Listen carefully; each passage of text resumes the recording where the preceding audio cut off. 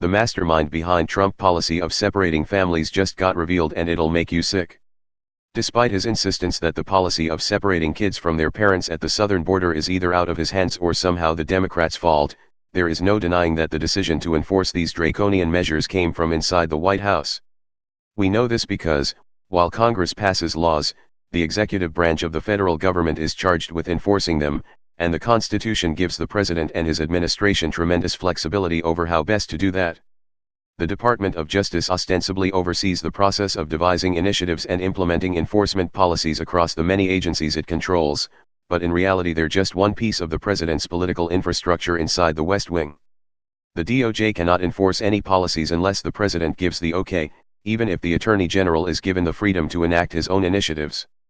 More often than not, however, and in this White House in particular, policies don't come up from the DOJ to be approved. Instead, orders come down from the West Wing to the Attorney General, who then works to implement them department-wide. Policy shifts of this magnitude in particular don't happen on a whim, not even with this president. They are researched, debated, and refined across multiple White House offices and deputies before a president gives the okay. Which means someone very senior on the president's staff dreamed up, codified, packaged, and convinced President Trump that ripping kids out of the arms of their parents was not only permissible under the law, but that it would be politically advantageous. Someone actually said, "Mr. President, this is something we can do. It's totally legal, it helps us leverage our position, our supporters will love it, and there's nothing anyone can do to stop you."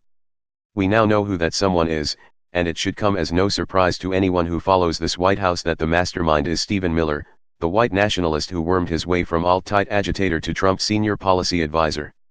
For George W. Bush and Barack Obama, the idea of crying children torn from their parents' arms was simply too inhumane and too politically perilous to embrace as policy, the New York Times reported Saturday. But advocates inside this administration, most prominently Stephen Miller, never gave up on the idea.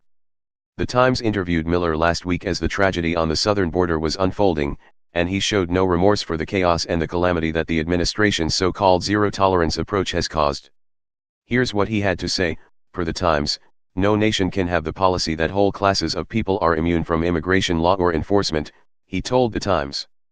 "It was a simple decision by the administration to have a zero-tolerance policy for illegal entry, period.